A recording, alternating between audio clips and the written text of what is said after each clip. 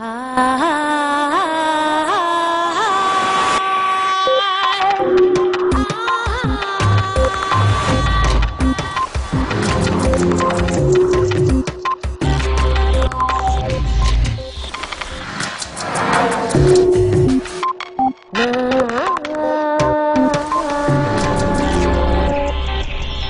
educación está reprimiendo los talentos y habilidades de muchos estudiantes y está matando su motivación para aprender. Ken Robinson. En los últimos 50 años, las esferas económica, cultural y personal han dado un vuelco en el mundo entero. Y sin embargo, los sistemas educativos no han movido un ápice sus programas y sus objetivos. ¿Por qué se aburren los niños y niñas en el colegio? ¿Por qué llegan al mundo adulto sin tener idea de sus propios talentos y capacidades? El líder en educación y creatividad, Ken Robinson, llama hoy en redes a demoler una educación nacida para y por las sociedades industriales. La sociedad de la información actual necesita jóvenes creativos y motivados.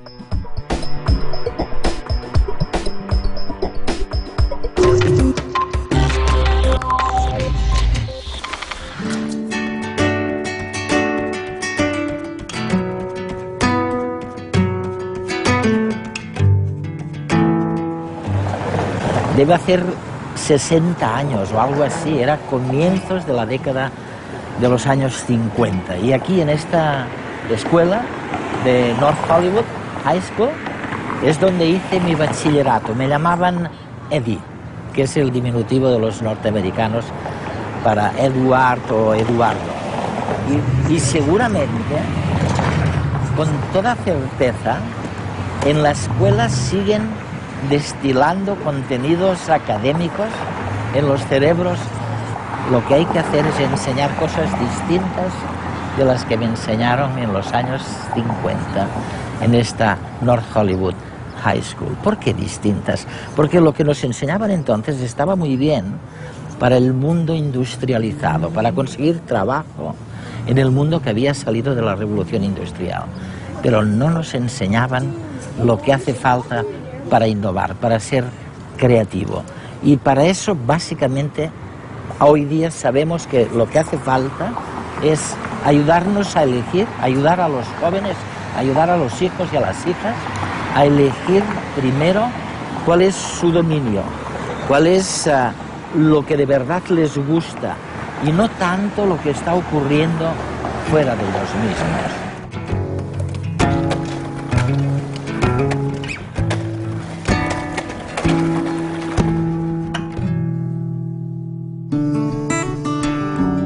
Mark Prensky, escritor y consultor, especialista en aprendizaje, resumió en redes hace unas semanas las capacidades escondidas de los niños. El deber de las escuelas, en mi opinión, es motivar a los chicos. Este es el motivo por el que no van a dejar de existir los profesores. Su trabajo es darles luz. ¿Tienen nuestros hijos trastorno por déficit de atención? Esto es lo que muchos creen. Les damos Ritalin y otros fármacos. Esto es lo que dicen nuestros hijos. Yo no tengo déficit de atención, simplemente no estaba escuchando. ¿Cómo encendemos las luces para estos chicos? Yo creo que la mejor forma es con aquello que les apasiona. Y creo que así toda esa mala prensa en torno a nuestros chicos la vamos a ver con otros ojos. Voy a darles una metáfora nueva. Digamos que nuestros chicos son cohetes espaciales. ¿Qué quiere decir? Pues que van rápido, que se lanzan de cabeza a lugares desconocidos, que son muy volátiles, que son difíciles de controlar con precisión como los cohetes de verdad. Necesitan ser programados adecuadamente, necesitan combustible adecuado y buenos pilotos y quizás requieran algunas correcciones a medio camino como los cohetes de verdad. Pero tienen un retorno potencial enorme. Todos los chicos lo tienen y es lo que tenemos que descubrir. El educador y asesor Richard Gerber también alertaba del desarrollo social de los niños de hoy. Un reto que tenemos como educadores es este. Nuestros hijos vuelven a casa tras la escuela cada día y aprenden más por sí mismos y de sus amigos en las redes sociales que en el aula, ¿o no? Como sistema educativo, ¿cómo podemos comprender este fenómeno? Los niños son consumidores sofisticados. Ya no tienen que esperar a que les enseñemos las cosas. Las encuentran por Internet, crean vínculos de amistad, aprenden unos de otros.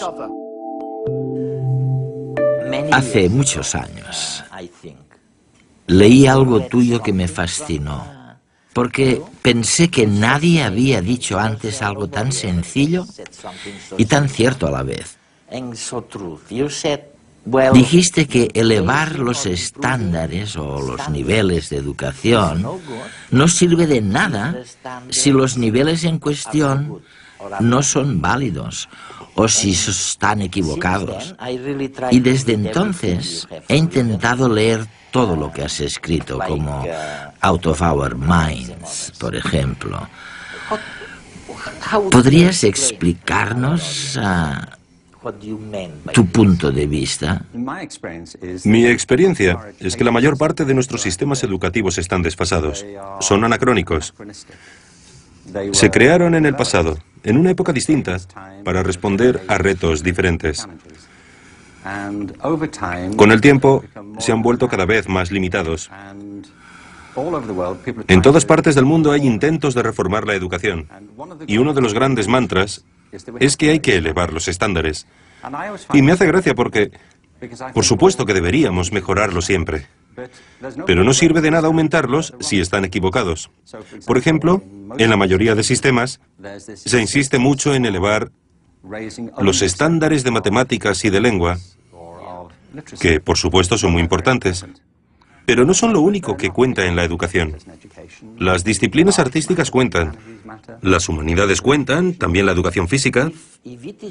Me gustaría saber si es cierto que ha habido tantos cambios turbulentos, que ha surgido esa disparidad o esa gran brecha entre la educación por un lado y las necesidades individuales de las personas por otro.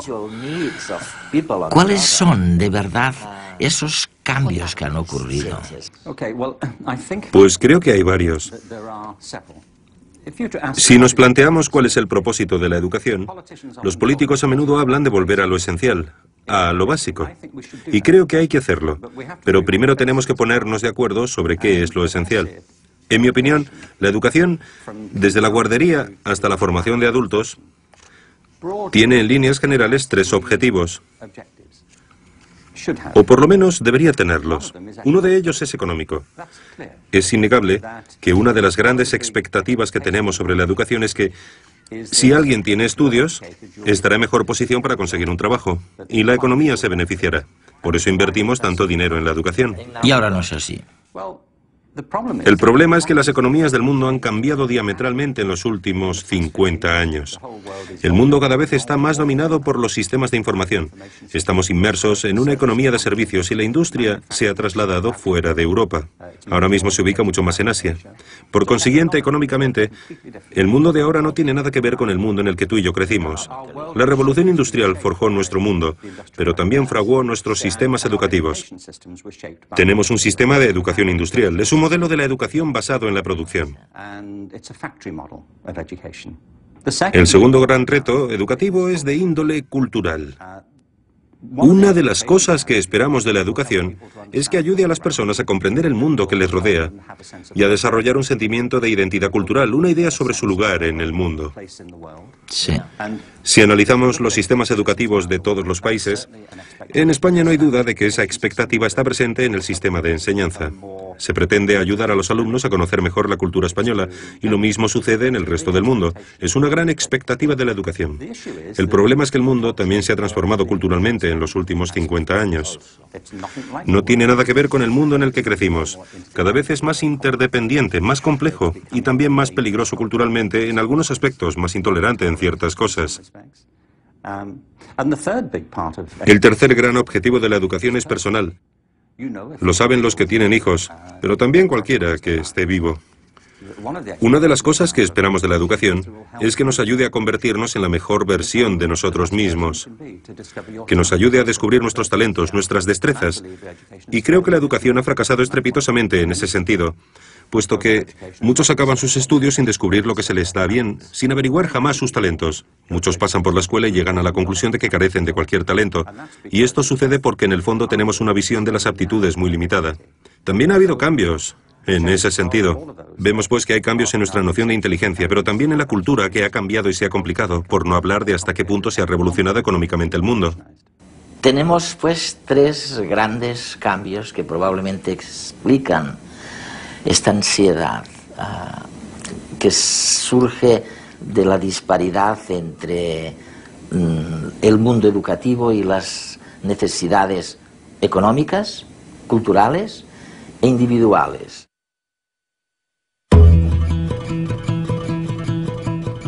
Hacer un fuego, cazar, recolectar plantas comestibles, fabricar recipientes y armas. Nuestros antepasados aprendían unos de otros las actividades de la vida cotidiana. Los conocimientos se adquirían a través del contacto con los demás y la repetición. Hasta que miles de años después se inventó la escritura, la primera gran revolución en el aprendizaje. Entonces, los textos comenzaron a vehicular buena parte del conocimiento. También cambiaron, claro, las cosas que aprendía la gente. Nacieron las primeras escuelas. En ellas, un individuo, el profesor, tenía unos conocimientos que dictaba a una serie de alumnos, que los aprendían. En el siglo XVIII, cuando se produjo la Revolución Industrial, se comenzaron a regular los sistemas educativos. El objetivo era preparar a los trabajadores que luego estarían a cargo de las cadenas de montaje en las fábricas. Individuos que hacían lo mismo una y otra vez durante muchas horas al día.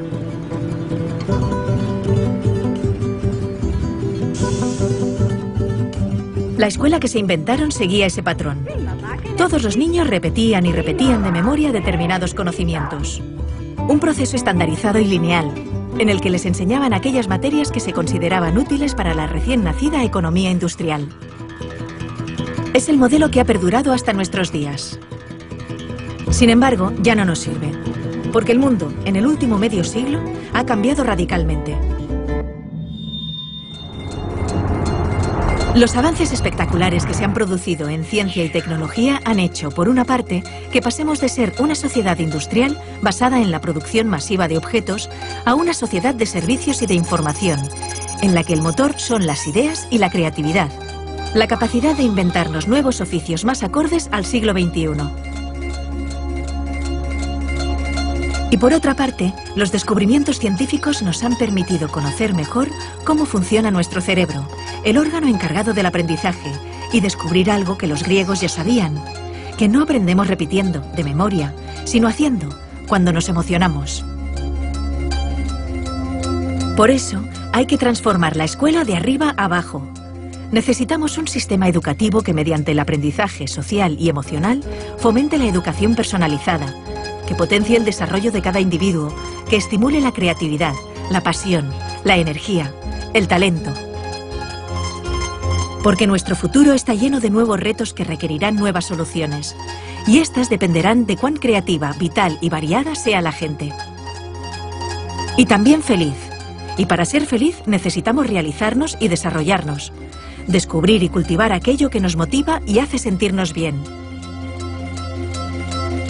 Bienvenidos a la escuela del siglo XXI.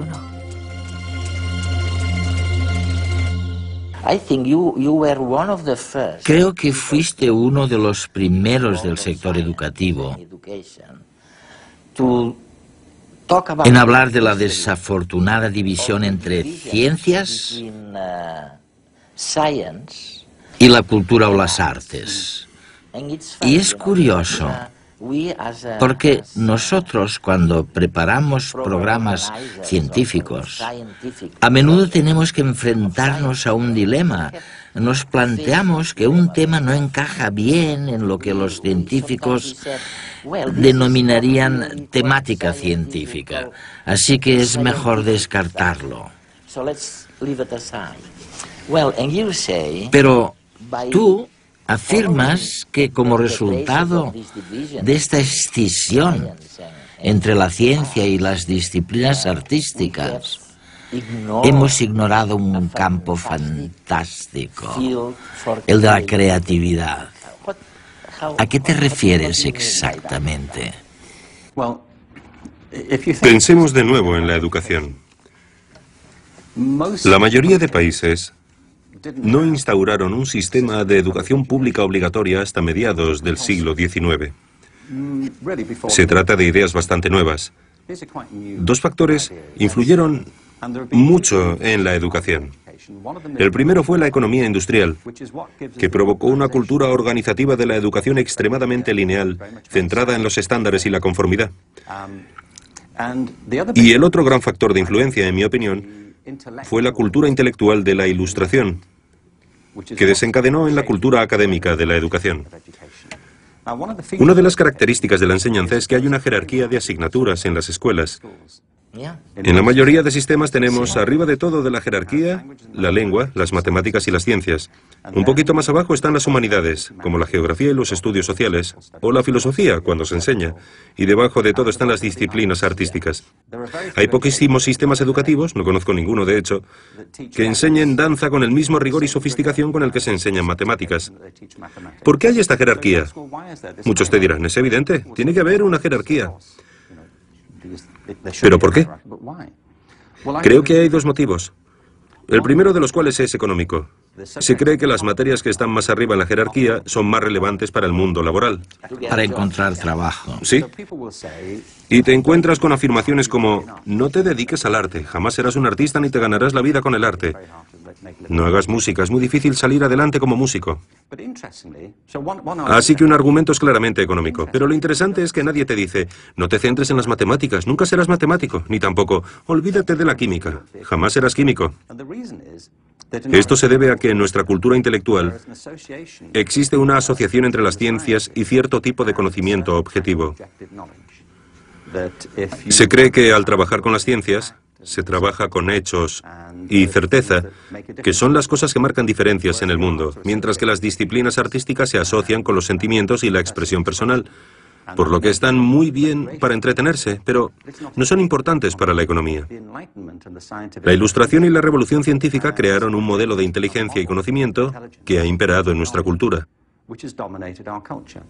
Desde entonces, el arte se ha asociado con la corriente del romanticismo del siglo XIX, con la expresión de sentimientos. Y creo que es un problema enorme, porque esto ha disociado el intelecto de la emoción. Y hemos pasado a considerar ambas cosas como separadas, en detrimento tanto de las artes como de las ciencias. La creatividad ha pasado a asociarse con lo artístico y no con lo científico, porque se cree que la creatividad tiene que ver con la expresión individual de las ideas. Yo propongo, entre otras cosas, retomar una concepción de la creatividad que nos devuelva la relación entre las disciplinas artísticas y científicas, puesto que ambas salen perjudicadas de la separación. Mientras hablabas, pensaba en el patrón que sirvió para establecer que alguien estaba en la parte adecuada del conocimiento, lo que llamamos el cociente intelectual. ¿Por qué demonios hemos creído durante tanto tiempo que la medición del coeficiente intelectual era importante para la vida económica? ¿Por qué? El cociente intelectual fue una de las nociones que surgió del crecimiento de la psicología y la sociología, de los intentos de aplicar las mismas características de las ciencias físicas a las personas. Lo importante es que había dos fuerzas. Por un lado, un verdadero espíritu de investigación, para ver si podíamos medir la inteligencia igual que medimos el movimiento de las mareas, pero también coincidió con el crecimiento de la educación pública, que requería una manera eficaz, rápida y objetiva de caracterizar a las personas para poder educarlas. Se necesitaba saber, en cierto modo, si tenían una inteligencia normal, inferior a la media o extraordinaria. Alfred Binet, cuando creó el primer test de inteligencia en París, estaba interesado en los niños con necesidades educativas especiales. Para descubrir cuáles eran sus necesidades, necesitaba tener una idea de cuál era la capacidad media. Este era el objetivo inicial. No obstante, los test de inteligencia se volvieron fundamentales para la categorización de alumnos en las escuelas públicas, pero también para la selección en el ejército. Se han convertido en un mito, me parece. Han pasado a formar parte de nuestro léxico cultural como si fueran objetivos. Una de las organizaciones más importantes que hay es Mensa, la organización de personas con cocientes intelectuales altos. Y me parece estupendo, no voy a criticar a Mensa, pero me planteo si esto es así realmente. En realidad, el test de inteligencia solamente mide la capacidad de hacer test de inteligencia. Hay personas a las que estos test se les dan muy bien. Si queremos saber lo inteligente que es alguien, por lo menos deberíamos aceptar que la inteligencia entraña mucho más de lo que se puede medir en un test de inteligencia. ¿No deberíamos incluir también otras preguntas? Como por ejemplo, ¿sabes componer una sinfonía? ¿Sabes interpretarla? ¿Gestionar un negocio de éxito? ¿Sabes bailar? ¿Sabes escribir una poesía que conmueva a los lectores y les haga llorar? ¿Tienes empatía? La empatía, sí. Si el ser humano solamente tuviera las habilidades que se miden en los test de inteligencia, la mayor parte de la cultura humana jamás habría existido. Yo no querría vivir en un mundo así. ¿Tú sí? No. Tenemos una visión de la inteligencia muy reduccionista.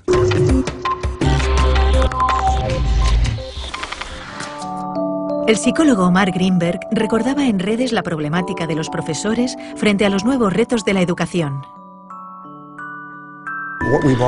Hasta ahora lo que hacíamos con los profesores era presionarlos, muchas veces, para que se centraran únicamente en lo académico, solamente en la lectura, las matemáticas y las ciencias. Y en eso se han convertido, en profesores de lectura, de matemáticas y de ciencias.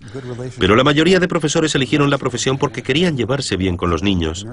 Les gustan los niños y quieren pasar tiempo con ellos, educarlos, prepararlos para la vida. Y conforme se lo vamos permitiendo y les brindamos más habilidades para hacerlo, descubren que disfrutan mucho más enseñando.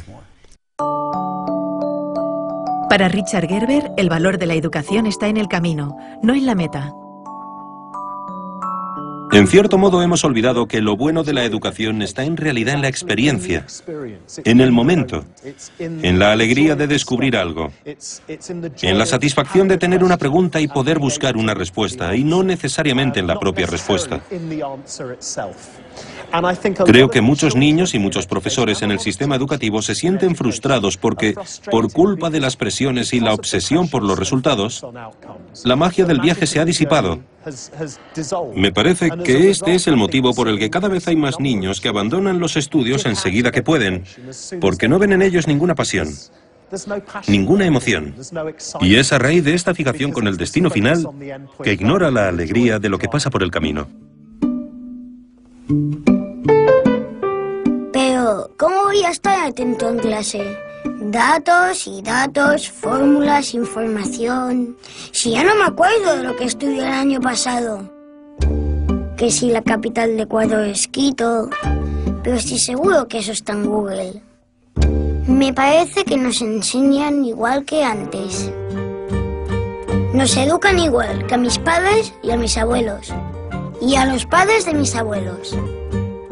Así es difícil estar motivado. Ahora se ha puesto de moda decir que tenemos TDA, porque creen que no atendemos en clase. Algunos niños sí que tienen un problema y les dan pastillas. ¡Todo pastillas!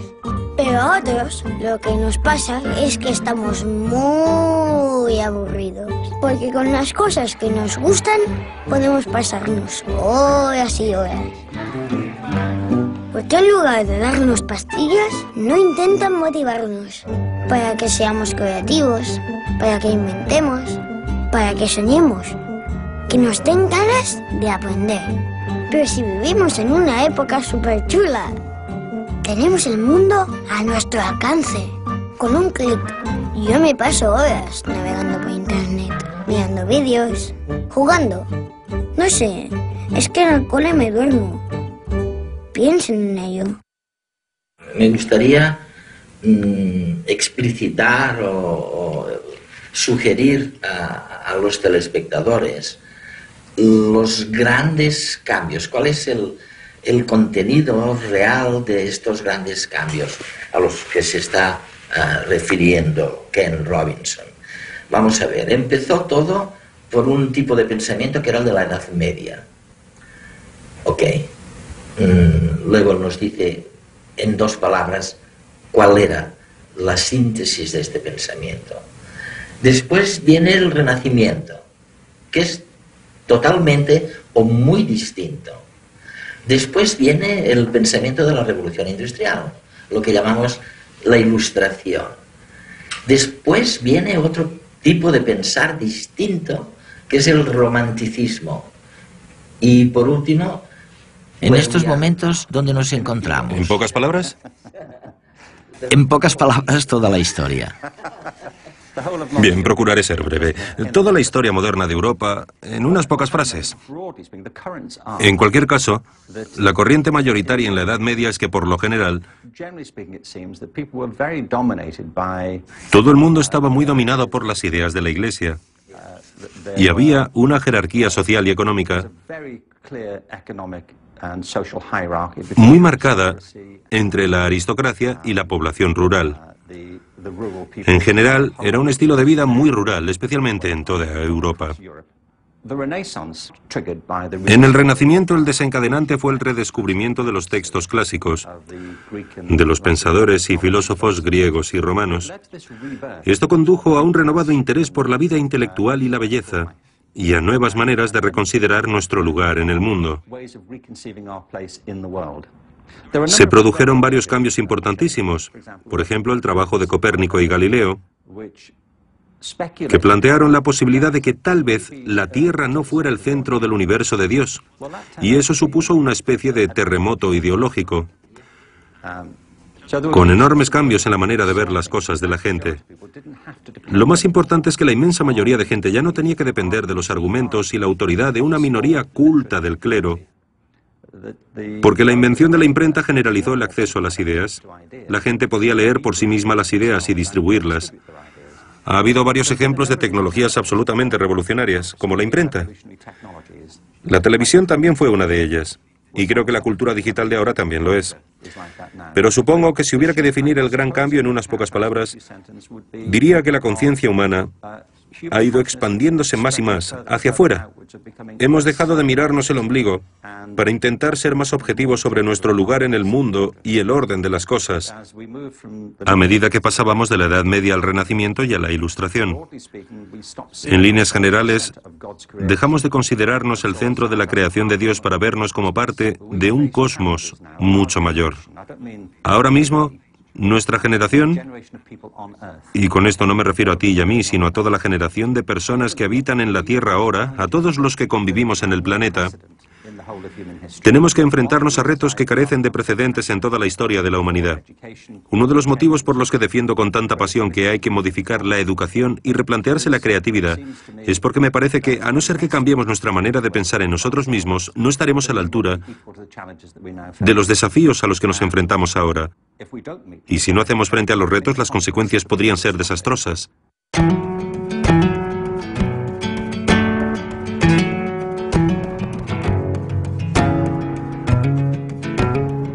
Si no estás dispuesto a equivocarte, nunca llegarás a nada original. Ken Robinson.